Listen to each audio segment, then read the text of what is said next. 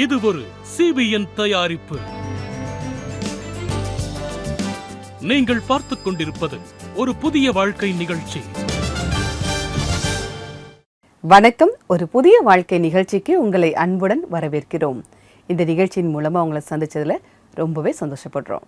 இந்த அடிக்ஷன் தொடரில் போதை பழக்கத்தோடு நாம் எப்படி மல்யுத்தம் செய்வது அப்படிங்கிறது தான் நம்ம இன்றைக்கான நிகழ்ச்சியில் பார்க்க இருக்கிறோம். நம்மளுடைய சுய பலத்தினால இந்த மல்யுத்தத்தில் நம்ம வெற்றி பெற முடியுமா அப்படின்னா இல்லை, நிச்சயமாக அது சாத்தியம் இல்லை. ஆனால் தேவனுடைய வலிமையினால் இந்த போதை பழக்கத்திற்கு எதிரான மல்யுத்தத்தில் நம்மளால் வெற்றி பெற முடியும். இதை தான் நம்ம இன்றைக்கான நிகழ்ச்சியில் பார்க்க இருக்கிறோம். இதற்கு 3 விஷயங்கள் ரொம்ப முக்கியம். முதலாவது வசனம், பைபிள் வசனம். 2வது ஜெபம். 3வது தேவ ஜனங்களோடு குழுவாக இணைந்திருப்பது. இந்த 3ம் உங்ககிட்ட இருக்கும்போது நீங்கள் நிச்சயமாக போதை பழக்கத்தினுடைய அந்த மல்யுத்தத்தில் வெற்றி உங்களுக்கு நிச்சயமாக கிடைக்கும். வாங்க இன்றைக்கான நிகழ்ச்சியை தொடர்ந்து பார்க்கலாம். இப்போ நம்ம லடாக்ல இருந்து ஒரு ஜீவனுள்ள சாட்சியை பார்க்க இருக்கிறோம். இவங்க பேர் சாம் டேவிட். இவங்க சின்ன வயசில் இவங்க நடந்துக்கிட்ட விதம் அவங்களுடைய சுயமரியாதையை இழக்கக்கூடிய வகையில் இருந்திருக்கு. இவங்களுக்குன்னு ஒரு அடையாளம் வேணும் அப்படின்னு நினச்சிருக்காங்க. ஆனால் தவறான நண்பர்கள் கூட சேர்ந்து போதை பழக்கத்திற்கு இவங்க அடிமையாயிருக்காங்க. ஆனால் அதுக்கப்புறம் எப்படி அந்த மல்யுத்தத்தில் இவங்க வெற்றி பெற்றாங்க, ஒரு புதிய வாழ்க்கையை பெற்றுக்கொண்டாங்க அப்படின்னு அவங்க சொல்கிறாங்க. வாங்க பார்க்கலாம்.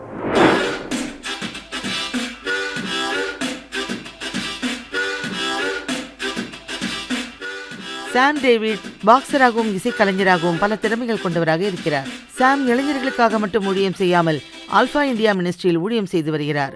இந்தியா மற்றும் ஆசிய நாடுகள் முழுவதும் இளைஞர்களை முன்னேற்றும் சேவையை செய்து வருகிறார். ஆனால் சாமுடைய முந்தைய வாழ்க்கை இப்போது இருக்கும் வாழ்க்கையை போல் இல்லாமல் இருந்தது. என்னை எப்பவும் மற்ற குழந்தைங்களோட தான் ஒப்பிட்டு பார்ப்பாங்க. குறிப்பா என்னோட வீட்டுல எல்லா விஷயங்கள்லயும் திறமையா இருக்கிற என் அண்ணனோட ஒப்பிடுவாங்க. இதனால என்னோட தன்னம்பிக்கை குறைஞ்சு போயிட்டே இருந்தது. அதை என்னால உணரவும் முடிஞ்சுது. அது மட்டும் இல்லாம என்னோட வீட்டுல அடிக்கடி சண்டை சச்சரவுகள் இருந்துட்டே இருக்கும். என்னோட அப்பா அம்மா 2 பேரும் சண்டை போட்டுட்டே இருப்பாங்க. அவங்க வாழ்க்கையில சந்தோஷமே இல்லை. என்னோட அம்மா நிறைய கஷ்டப்படுறத நான் பார்த்திருக்கேன். என்னோட அம்மா எங்களோட தேவைகளை நிறைவேற்றுறதுக்காக கடுமையா உழைக்கிறத பார்த்திருக்கேன். அதனால என்னோட மனசுல நான் 12th பாஸ் ஆனதும் எங்கேயாவது வேலைக்கு சேர்ந்து என் அம்மாவுக்கு உதவி செய்யணும்னு நினைச்சிட்டு இருந்தேன். அப்படிதான் என்னோட 17வது வயசுல இருந்து நான் வேலைக்கு போக ஆரம்பிச்சேன். என்னோட கம்பெனில குறைஞ்ச வயசு இளைஞன் நான் ஒருத்தன் தான். சாமுக்கு கிடைத்த இந்த பொருளாதார உதவிக்காக அவர் ஒரு பெரிய விலை கொடுக்க வேண்டி வந்தது. அவருக்கு கிடைத்த சுதந்திரம் அவரை ஒரு படுகொழிக்கு உள்ளே கொண்டு செல்வதை அவரால் உணர முடியவில்லை. எல்லாரும் என்னை ஏத்துக்கணும்னு தான் நான் விரும்பினேன். எனக்கு நண்பர்கள்னு யாருமே இல்ல. திடீர்னு என்னோட கைகள்ல ஜூஸ் கிண்ணத்துக்கு பதிலா மது கிண்ணம் வந்துருச்சு. அத எல்லாரோடையும் பழகிறதுக்காக நான் செஞ்சேன். அதுக்கப்புறம் நான் சிகரெட் குடிக்க ஆரம்பிச்சிட்டேன். என்னோட இந்த பழக்கங்களை சரின்னு நிரூபிக்கிறதுக்காக என்கிட்ட எந்தவித திறமையும் இல்லைங்கிறத நான் உணர்ந்துட்டேன். எனக்கு தாழ்வு மனப்பான்மை அதிகமாயிடுச்சு. அதை போக்கணும்னு நினைச்சேன். இந்த தவறான பழக்கங்களை உதாரணமா எடுத்துக்கிட்டேன். அதுக்கப்புறம் இந்த பழக்கத்துக்கு நான் அடிமையாயிட்டேன். அதுக்கப்புறம் ஒரே ஒரு வார்த்தை என்னோட சிந்தனையில வந்துட்டே இருந்தது. தேவன் என்னை ஏன் படைச்சாரு? நான் யாருங்கிற பாதுகாப்பற்ற உணர்வு எனக்குள்ள தோணிக்கிட்டே இருந்தது. நான் பண்றது தப்புங்கிற உணர்வு எனக்குள்ள வந்துச்சு. அவருடைய புதிய வாழ்க்கை முறை அவருடைய உடல் நலத்தை விரைவிலேயே பாதித்தது. தொடர்ந்து அருந்திய மதுவும் புகைத்த சிகரெட்டும் அவருடைய உடலில் இருக்கக்கூடிய பல பாகங்களை பாதித்து விட்டது. அவரை மோசமான நிலைக்கு தள்ளிவிட்டது. எனக்கு இதுல இருந்து வெளியே வர்றதுக்கான எந்த நம்பிக்கையும் தெரியல. நான் ரொம்ப மோசமான நிலைமைக்கு போயிட்டேன். ஒரு விஷயம் தெரியுமா, என்ன சில பேர் வந்து சந்திச்சாங்க.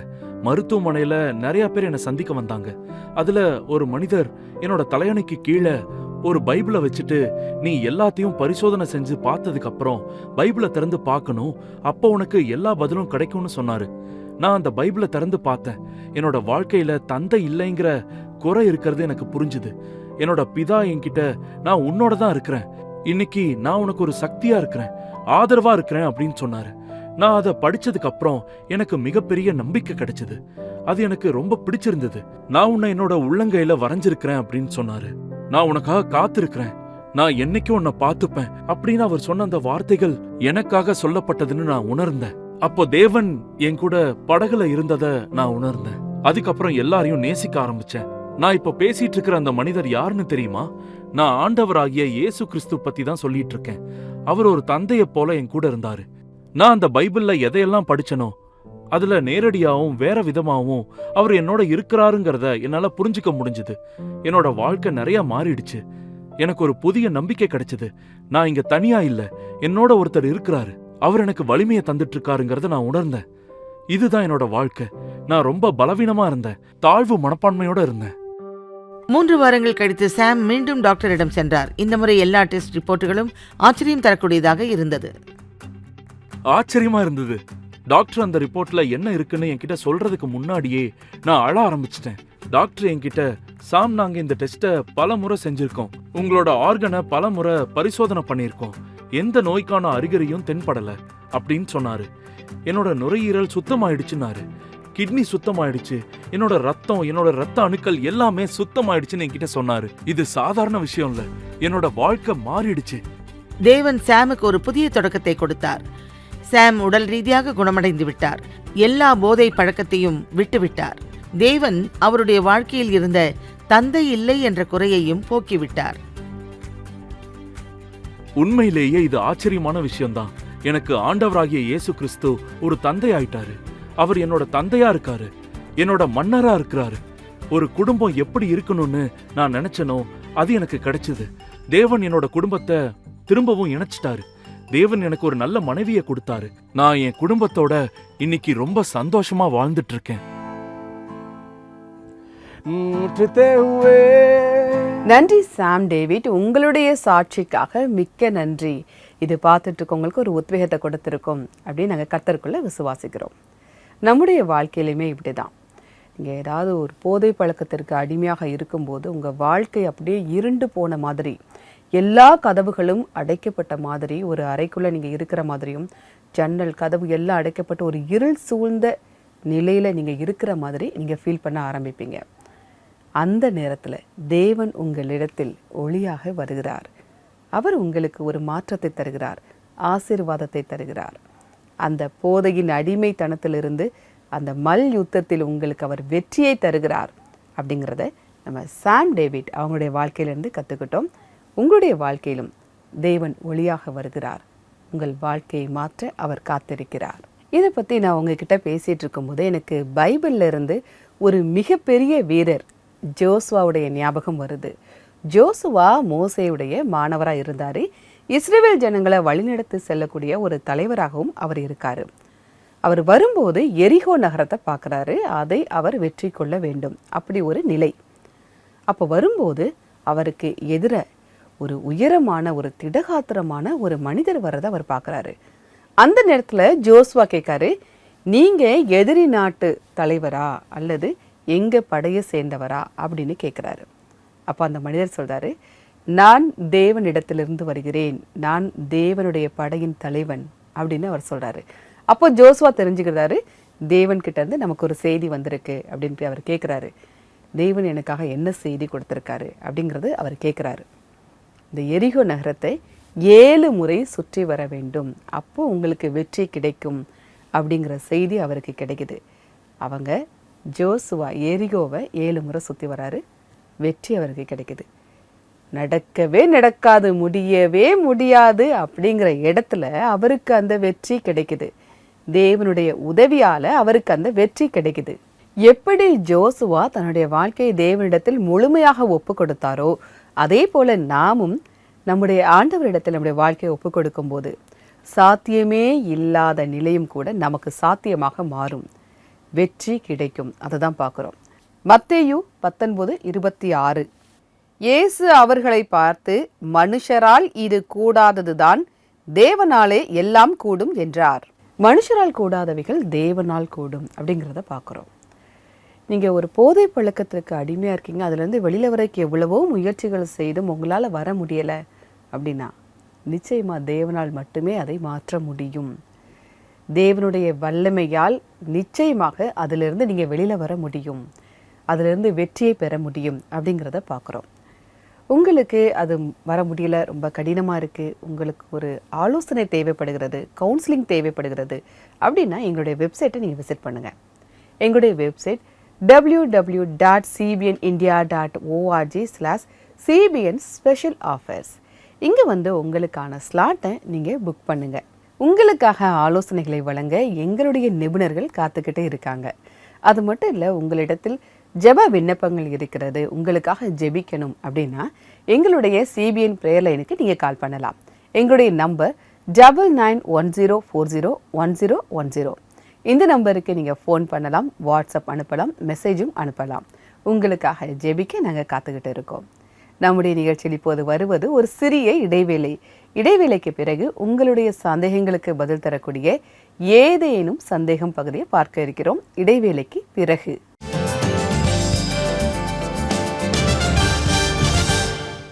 நீங்க போதை பழக்கத்தோட போராடிட்டு இருக்கீங்களா? ஜெபத்துல பலம் பெற்று உங்க குழந்தைகளை நீங்க போதை பழக்கத்துல இருந்து பாதுகாப்பா வைங்க. நம்மளுடைய ஒரு புதிய வாழ்வு ஜெபக்குழு செப்டம்பர் 14ஆம் தேதி மதியம் 3 மணிக்கு CBN இந்தியா யூடியூப் சேனல்ல லைவ் வரப்போகுது. நீங்க உங்க குடும்பத்தோட கண்டிப்பா கலந்துக்கோங்க.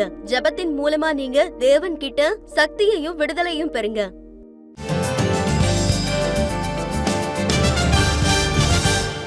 வெல்கம் பேக் டு ஒரு புதிய வாழ்க்கை. போதை பழக்கத்தோடு நாம் எப்படி மல்யுத்தம் செய்து வெற்றி பெறுவது அப்படிங்கிறத நம்ம பார்த்துக்கிட்டு இருக்கோம். ஒருவேளை நீங்கள் உங்களுடைய போதை பழக்கத்தோடு நீங்கள் வெற்றி பெற முடியலை அப்படின்னா அது உங்களுடைய வாழ்க்கையே பெரிய அளவில் பாதிக்கும். அதுலேருந்து மீண்டு வர்றதும் கஷ்டம். அது உங்களுக்கு மட்டும் இல்லை, உங்களை சுற்றி இருக்கவங்களுக்குமே அது ரொம்ப கஷ்டமாக இருக்கும். அதனால் அதிலிருந்து மீண்டு வர்றதுக்கு நிச்சயமாக தேவனுடைய உதவி உங்களுக்கு தேவை. தேவனால் மட்டுமே அதை சாத்தியமாக மாற்ற முடியும். உங்களுக்கு வெற்றியை தர முடியும், அதிலிருந்து மீண்டு வர முடியும் அப்படிங்கிறத நம்ம பார்த்துட்டு இருக்கோம். நம்முடைய நிகழ்ச்சியில் இப்போது நம்ம பார்க்க இருப்பது ஏதேனும் சந்தேகம் பகுதி. இந்த பகுதியில் நீங்கள் கேட்டிருக்கக்கூடிய சந்தேகங்களுக்கு நாங்கள் பதில் தர போகிறோம். வாங்க பார்க்கலாம்.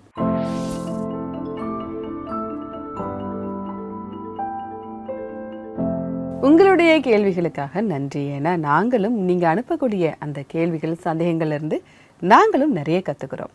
வாங்க வந்திருக்கக்கூடிய முதல் சந்தேகத்தை பார்க்கலாம். ஒரு நேயர் கேட்டிருக்காங்க, நாம் ஒரு போதை பழக்கத்திற்கு அடிமையாகி கஷ்டப்படும் போது சில பேர் ஆன்மீக மறுசீரமைப்பு ஸ்பிரிச்சுவல் ரிஃபார்மேஷன் அனுபவிக்கிறார்கள். ஆனால் சில பேருக்கு அந்த ஆன்மீக மறுசீரமைப்பு அனுபவம் கிட்டுவதில்லை. அது ஏன்? இது ஒரு நல்ல கேள்வி. இந்த கேள்வியை கேட்டதற்காக உங்களுக்கு நன்றி. பொதுவாகவே இது போதை பழக்கத்திற்கு மட்டும் இல்லை, நம்முடைய வாழ்க்கைக்கே இந்த கேள்வி நமக்கு இந்த சந்தேகம் வரும். நமக்கு ஏன் இது கிடைக்கல, அது கிடைக்கல, இது கிடைக்கல, ஆண்டவரே இது மட்டும் கிடைச்சா என் வாழ்க்கையில் நான் அப்படி இருப்பேன், வெற்றியாக இருப்பேன், எனக்கு ஏன் அது கிடைக்கல அப்படின்னு நம்ம கேட்குறோம். ஆனால் பைபிள் வசனம் என்ன சொல்லுது தெரியுமா? உங்களுக்காக அந்த வசனத்தை நான் வாசிக்கிறேன். நீதிமொழிகள் 3ஆம் அதிகாரம் 5 மற்றும் 6 வசனங்கள். உன் சுய புத்தியின் மேல் சாயாமல் உன் முழு இருதயத்தோடும் கர்த்தரில் நம்பிக்கையாயிருந்து உன் வழிகள் எல்லாம் அவரை நினைத்துக்கொள், அப்பொழுது அவர் உன் பாதைகளை செவ்வைப்படுத்துவார். இந்த வசனத்தில் நம்ம பார்க்குறோம், நம்முடைய சுய புத்தியின் மேல் நம்ம சாயக்கூடாது. தேவன் மேலே நம்பிக்கையாக இருந்து அவரிடத்தில் நீங்கள் வரும்போது அவர் நீங்கள் நினைக்கிற எல்லாவற்றையும் சாத்தியமாக மாற்றுகிறார் அப்படிங்கிறத பார்க்குறோம். அது மட்டும் இல்லை, நம்முடைய அறிவு ரொம்ப சின்ன அறிவு. நமக்கு என்ன தோணுதோ அதை மட்டும்தான் நம்ம கேட்போம் இல்லையா? ஆனால் நம்மை குறித்த தேவனுடைய திட்டம் பெரியது அப்படின்னு பார்க்குறோம். அதனால் நம்முடைய வாழ்க்கையை நம்ம அவர்கிட்ட ஒப்பு கொடுத்துடணும். அப்படி நீங்கள் செய்யும்போது நிச்சயமாகவே அந்த ஜெபத்தில் உங்களுக்கு அவர் அதை வெளிப்படுத்துவார். ஆன்மீக அந்த மறுசீரமைப்பு, அந்த புதுப்பிக்கிறது, ஸ்பிரிச்சுவல் ரெனிவல் அவர் கொடுக்குறாரு. ஜெபம் பண்ணணும், அவருக்காக காத்திருக்கணும், அவருடைய வேலைக்காக கொஞ்சம் காத்திருக்கணும். அப்போ நிச்சயமாக உங்களுக்கு அந்த ஆன்மீக புதுப்பித்தலை தேவன் தருகிறார் அப்படிங்கிறத பார்க்குறோம். உங்களுக்கும் இதே மாதிரி சந்தேகம் இருக்குது அப்படின்னா நீங்கள் எங்களுடைய CBN பிரேயர் லைனுக்கு கால் பண்ணலாம். எங்களுடைய நம்பர் 9910401010. அப்படி இல்லை அப்படின்னா எங்களுடைய CBN இந்தியா யூடியூப் சேனலில் இன்றைய எபிசோடின் கமெண்ட் செஷனில் உங்களுடைய சந்தேகங்களை நீங்கள் கேட்கலாம். நம்முடைய நிகழ்ச்சியில் இப்போது வருவது ஒரு சிறிய இடைவேளை. இடைவேளைக்கு பிறகு நம்ம எல்லாருமே சேர்ந்து ஜெபிக்க இருக்கிறோம். இடைவேளைக்கு பிறகு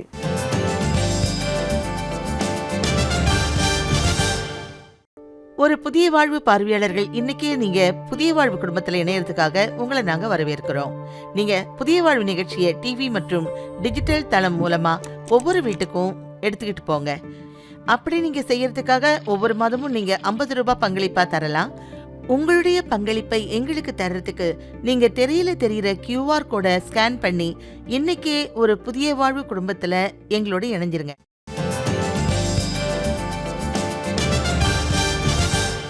வெல்கம் பேக் டு ஒரு புதிய வாழ்க்கை.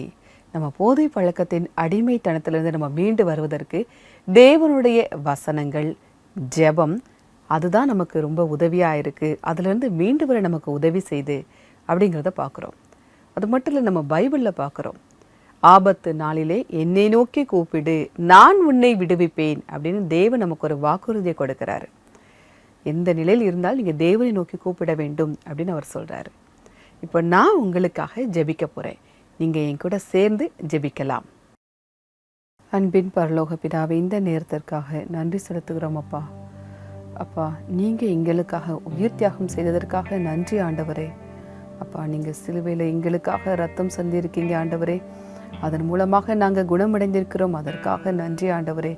எங்களுடைய ஆவிக்குரிய வாழ்க்கையிலே நாங்கள் புதுப்பித்தலை அடைந்திருக்கிறோம் ஆண்டவரே. அதற்காக உமக்கு நன்றி அப்பா. இப்போ இந்த நிகழ்ச்சியும் பார்த்துட்டு இருக்கக்கூடிய ஒவ்வொருவருக்கும் உம்முடைய சமூகத்தில் வருகிறோம் சுவாமி. போதை பழக்கத்தின் காரணமாக அதிலிருந்து விடுபட முடியாமல் நிறைய தவிக்கிறாங்க ஆண்டவரே. அவங்களுக்காக நாங்கள் ஜெபம் செய்கிறோம் ஆண்டவரே. உங்களுடைய பரிசுத்த ரத்தம் மூலமாக அவர்கள் குணப்படுத்துங்கப்பா. அவங்களுக்கு ஒரு புதிய வாழ்க்கையை நீங்கள் தாங்க ஆண்டவரே. இயேசு கிறிஸ்துவின் நாமத்தில் ஜெபிக்கிறோம் பிதாவே. ஆமேன், ஆமேன். நாம் ஆண்டவரிடத்தில் ஜெபித்திருக்கிறோம். அவருடைய வல்லமையால் நிச்சயமாகவே உங்களால் உங்களுடைய போதை பழக்கத்தின் அடிமைத்தனத்திலிருந்து மீண்டு வர முடியும். அந்த மல்யுத்தத்தில் வெற்றியை தருகிறவர் அவரே. இன்றைக்கான பைபிள் வசனம் என்ன அப்படிங்கிறத பார்க்கலாம். வருத்தப்பட்டு பாரம் சுமக்கிறவர்களே, நீங்கள் எல்லாரும் என்னிடத்தில் வாருங்கள், நான் உங்களுக்கு இளைப்பாறுதல் தருவேன். இந்த உலகத்திலிருந்து நமக்கு கிடைக்கக்கூடிய சமாதானம் சாதாரணமானது. ஆனால் தேவனிடத்திலிருந்து வரக்கூடிய சமாதானம் நம்ம கற்பனைக்கு எட்டாதது. இந்த உலகத்தில் இருக்கக்கூடிய பாரங்கள் உங்களுக்கு அதிகமாக இருக்கா? தேவன் உங்களுக்கு அதிலிருந்து விடுதலை தருகிறார் அப்படிங்கிறத பார்க்குறோம். தேவன் உங்களுக்கு சமாதானத்தை தருகிறார், சந்தோஷத்தையும் தருகிறார். நம்முடைய நிகழ்ச்சியில் இப்போது இனிமையான ஆராதனை பாடலை பார்க்கலாம்.